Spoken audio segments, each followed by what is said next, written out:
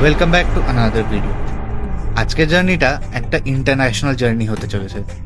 কলকাতার খুব কাছেই আজকে আমরা যাব বাংলাদেশ বর্ডার ঘুরতে। টাইটেল দেখে তো তোমরা বুঝেই গেছো, আজ আমরা যাচ্ছি টাকি, যেটা হলো বাংলাদেশের বর্ডার। কলকাতার খুব কাছেই এই জায়গাটা, মাত্র 2 ঘন্টাতেই তোমরা পৌঁছে যেতে পারবে। রাস্তাটা ডিটেলস একটু বলে দিচ্ছি, দেখো। বাইপাসের ওপরে সায়েন্স সিটির কাছে অ্যাটমসফিয়ার বিল্ডিং এর জাস্ট অপোজিটে যে ফ্লাইওভারটা আছে, ওটার নিচে দিয়ে গেলে একটু এগোনোর পরেই তোমরা দেখতে পাবে একটা লেফট টার্ন, যেটা কিনা বানতলা লেদার কমপ্লেক্সের দিকে চলে যাচ্ছে। জাস্ট সেই রাস্তাটা নিয়ে স্ট্রেট যেতে থাকবে, তোমরা পৌঁছে যাবে টাকি। রাস্তার কন্ডিশন কিন্তু খুবই ভালো ছিল, কয়েকটা প্যাচেস ছাড়া অলমোস্ট পুরো রাস্তাটাই খুব স্মুথ ছিল। বাট মাথায় রাখতে হবে, রাস্তায় কিন্তু প্রচুর স্পিড ক্যামেরাস বসানো আছে, তাই স্পিড লিমিটটা একটু মেনটেন করেই চলো তোমরা।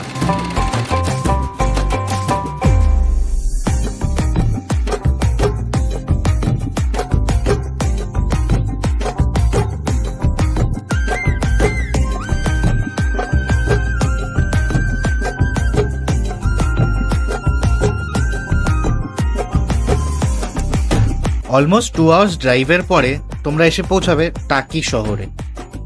ওখানে পৌঁছে ফার্স্টেই আমরা ব্রেকফাস্ট করে নিয়েছিলাম। অনেক দোকানপাট আছে, তাই কোনো রকম অসুবিধাই হবে না, অ্যান্ড সব রকম জিনিস এখানে কিন্তু অ্যাভেলেবেল। খাওয়া দাওয়ার পরে আমরা বেরিয়ে পড়েছিলাম সাইট সিনের উদ্দেশ্যে। সবকটা সাইট সিনই তোমরা টোটো ভাড়া করে নিতে পারবে। টোটো ভাড়া 1000 টাকা বলছিল, আমরা যদিও 700 টাকায় ডিল করে সবকটা লোকেশন ঘুরতে বেরিয়ে পড়লাম।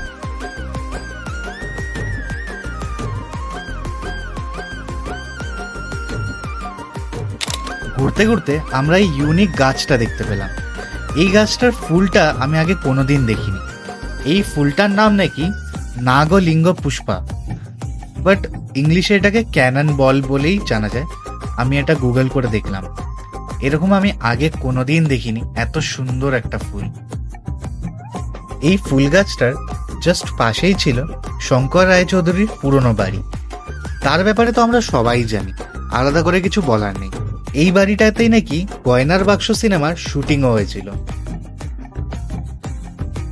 নদীর ওই পাড়টা কিন্তু বাংলাদেশ, তাই বাংলাদেশের দিকে দেখতে দেখতে নদীর পার ধরে আমরা চলে গেলাম আমাদের নেক্সট লোকেশনে। নেক্সট লোকেশন ছিল কৌশিক গাঙ্গুলি পরিচালিত বিসর্জন সিনেমার শুটিং এর এই ছোট্ট বাড়িটাতে। বাড়িটা কিন্তু ছোট্ট হলেও দেখতে খুব সুন্দর ছিল, অ্যান্ড তার সঙ্গে বাগান পুকুর কি নেই এই বাড়িটার মধ্যে। বাড়িটা দেখেই না খুব একটা সিনেম্যাটিক একটা ভাইবস আসছিল, খুব সুন্দর লাগছিল দেখতে।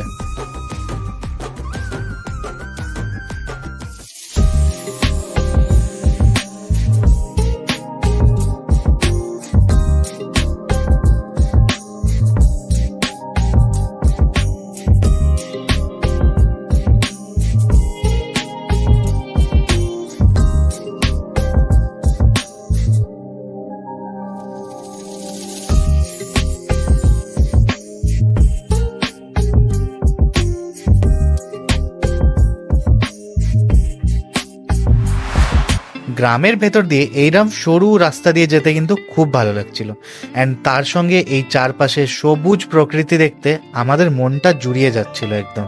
তার সঙ্গেই আস্তে আস্তে আমরা এগোলাম নেক্সট লোকেশনের দিকে, যেটা হলো গোলপাতার জঙ্গল।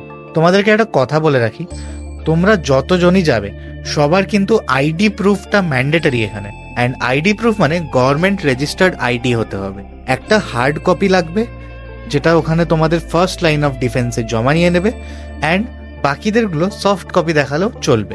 একটা ডকুমেন্ট জমা করে ওখানে উল্টো পার থেকে আবার একটা টোটো নিয়ে 10 টাকা দিয়ে টোটো করে তোমাদের আরো হার্ডলি 500 থেকে 600 মিটার্স মতো ভেতরে যেতে হবে। তারপর পৌঁছাবে তোমরা গোলপাতার জঙ্গলে।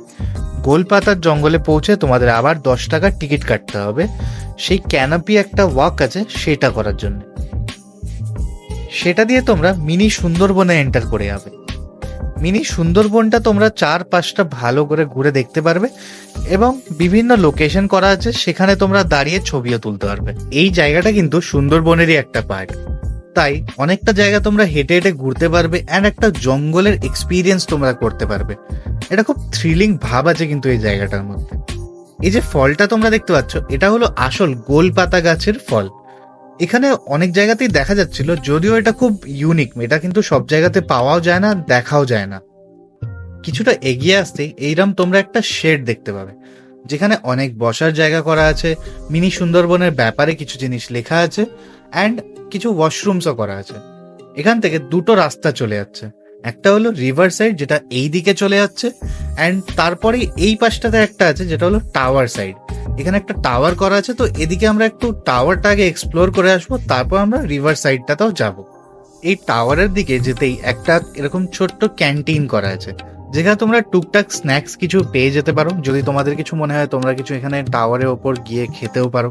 তোমাদের একটু ওপরটা নিয়ে যাচ্ছি, দেখো খুব একটা উঁচু না এই টাওয়ারটা, তাই ওপর থেকে যে খুব একটা ভিউ এক্সপেক্ট করছিলাম সেটা কিন্তু নয়।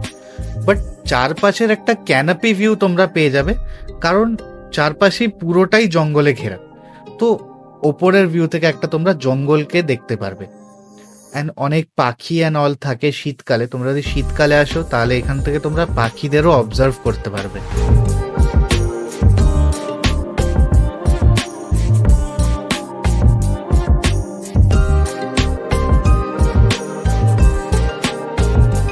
টাওয়ার সাইডটা তো এক্সপ্লোর করা হয়ে গেল, এবার আমরা চললাম রিভার সাইডের দিকে। রিভার সাইডের থেকে কিন্তু একটা ভালো দৃশ্য দেখা যায়। নদীর ওই পারটা যেটা দেখছো সেটা কিন্তু বাংলাদেশের মধ্যে পড়ে, অ্যান্ড সীমানা বলতে এখানে কিছু নেই, এই নদীটাই হলো একটা বর্ডারের কাজ করে এখানে। নদীর ওই পারটা বাংলাদেশ অ্যান্ড এই পারটা ইন্ডিয়ার। তার সঙ্গে এখানে একটা দাদা আছে, সে এখানে লেবুর জল বিক্রি করে, অ্যান্ড তার কাছে না এরকম বাইনোকুলার্স আছে। বাইনোকুলার্স দিয়ে আমি তো ভালো করে দেখতে পাচ্ছিলাম ওই পার্টটা, বাট ক্যামেরাতে দেখানোর চেষ্টা করলেও খুব একটা পরিষ্কার কিছু দেখা যাচ্ছিল না। তবে ওই পার যা দেখা যাচ্ছে পুরোটাই বাংলাদেশের মধ্যে পড়ে। একটু চারপাশটা ঘোরাঘুরি করে আমরা বেরিয়ে পড়েছিলাম নেক্সট লোকেশনের জন্য। নেক্সট লোকেশনে পৌঁছে একবারে তোমাদের সাথে কথা বলছি।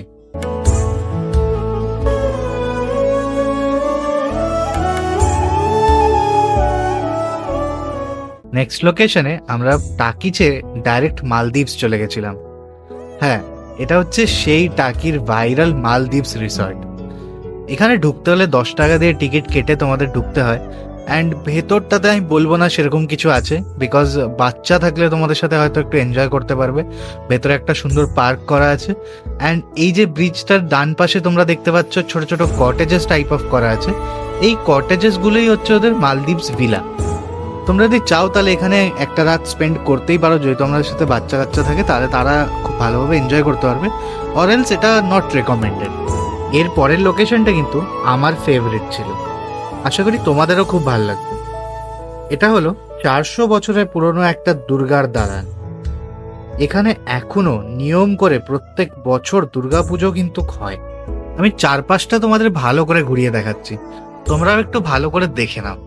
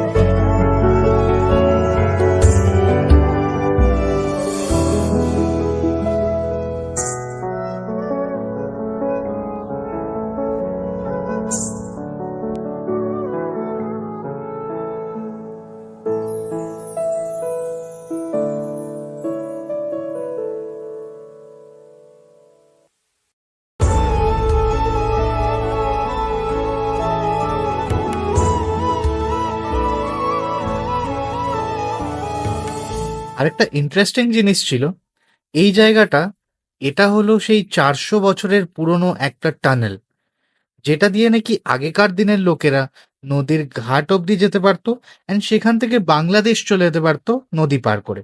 জায়গাটা না জানা কত ইতিহাসের সাক্ষী, এখনো সেই পিলারগুলো দেখে বোঝা যায়। এই জায়গাটাতে পুরোটা ডিটেলসে লেখা আছে, তোমরা চাইলে একটু পজ করে দেখে নিতে পারো।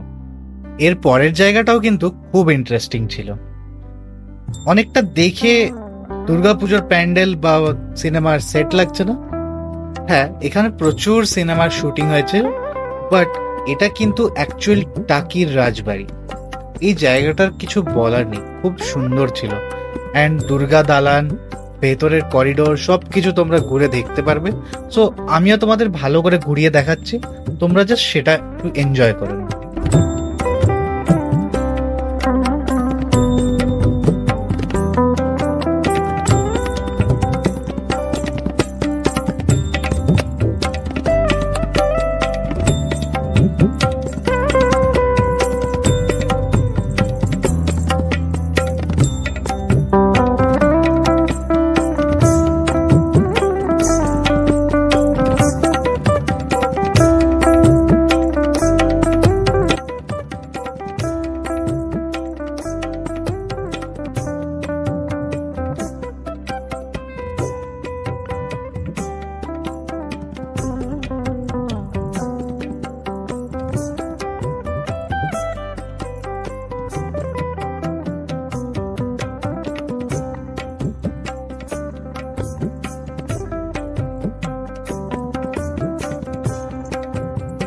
এরপরেও কয়েকটা লোকেশন ছিল, বাট প্রচন্ড রোদের জন্য আর গরমও খুব লাগছিল, তাই আর ঘোরা সম্ভব হয়ে ওঠেনি আমাদের।